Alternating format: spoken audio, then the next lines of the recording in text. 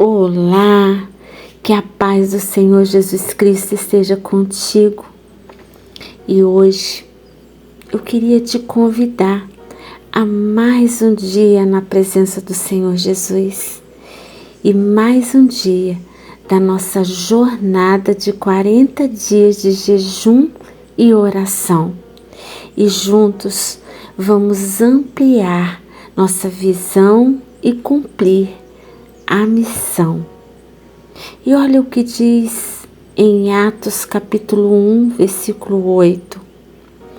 Mas recebereis poder ao descer sobre vós o Espírito Santo, e sereis minha testemunha em Jerusalém, como em toda a Judéia e Samaria, e até os confins da terra. E hoje, o nosso 5º dia, e vamos falar sobre a batalha espiritual. Olha o que diz em Atos, capítulo 26, versículos 15 e 16. Então, eu perguntei, quem és tu, Senhor? Ao que o Senhor respondeu, eu sou Jesus, a quem tu persegues. Mas levanta-te e firma-te sobre teus pés, porque por isso te apareci, para te constituir ministro e testemunha, tanto das coisas em que me viste, como daquelas pelas quais te aparecerei ainda, livrando-te do povo e dos gentios, para os quais eu te envio, para lhes abrires os olhos e os converteres das trevas para a luz e da potestade de Satanás para Deus, a fim de que recebam eles remissão dos pecados e herança entre os que são santificados pela fé em mim. O apóstolo Paulo está diante do rei Agripa, dando seu testemunho e apresentando a sua defesa.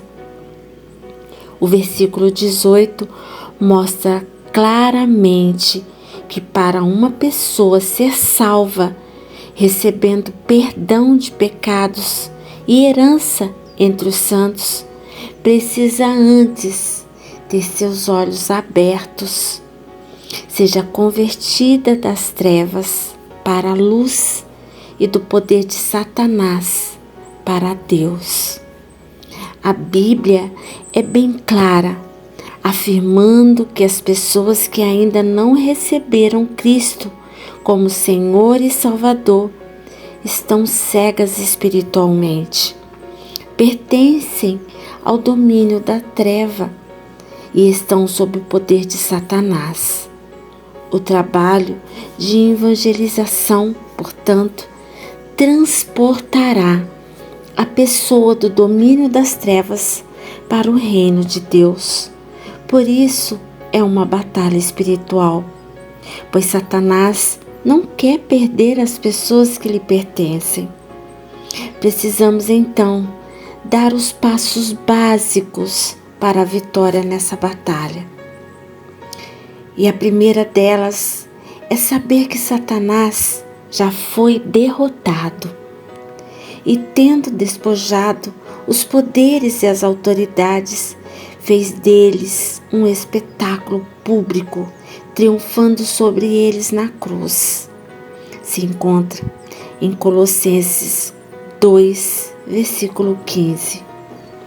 Jesus Cristo esvaziou os poderes e autoridade do maligno e os expôs ao ridículo. Esta é a vitória da cruz.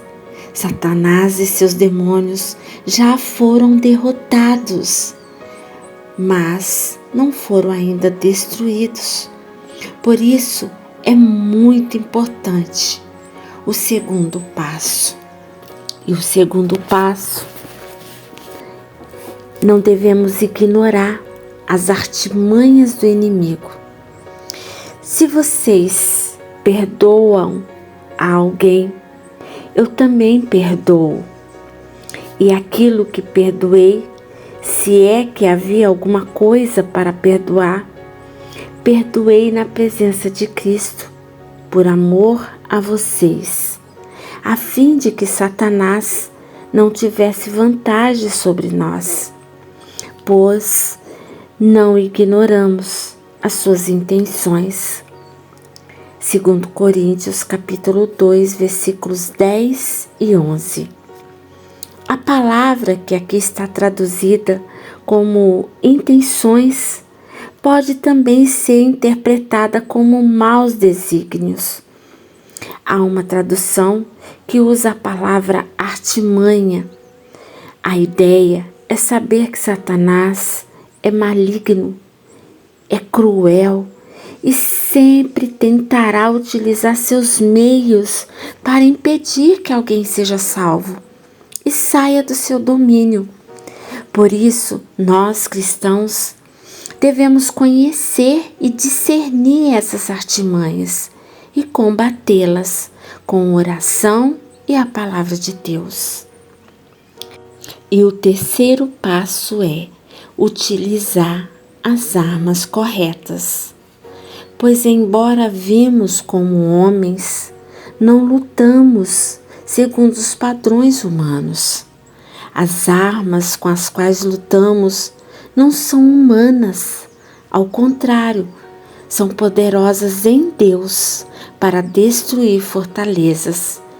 Destruímos argumentos e toda pretensão que se levanta contra o conhecimento de Deus. E levamos cativo todo pensamento para torná-lo obediente a Cristo. 2 Coríntios, capítulo 10, versículos 3 e 5. Na batalha espiritual, as armas que devemos utilizar não são humanas, mas sim espirituais.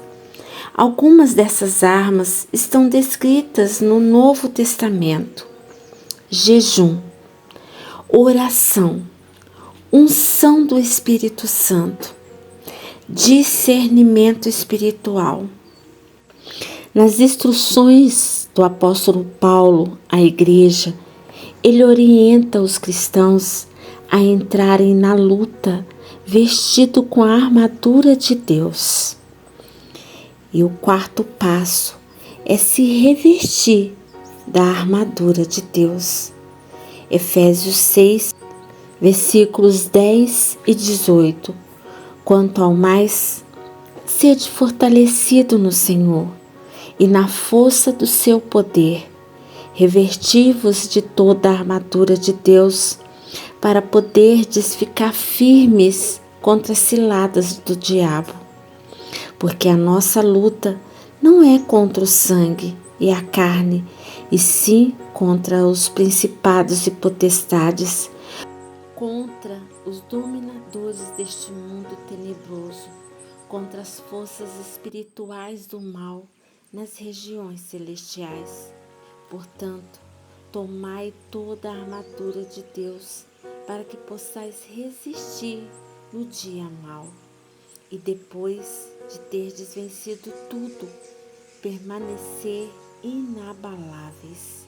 Estais, pois, firmes, cingindo-vos com a verdade e vestindo-vos da couraça da justiça. Calçai os pés com a preparação do Evangelho da paz, embraçando sempre o escudo da fé, com o qual podereis apagar todos os dardos inflamados do maligno. Tomai também o capacete da salvação e a espada do Espírito, que é a palavra de Deus, com toda oração e súplica, orando em todo o tempo, no Espírito, e para isto vigiando com toda perseverança e súplica por todos os santos. A Bíblia deixa claro que toda nossa luta não é humana, mas espiritual. Versículo 12 de Efésios 6.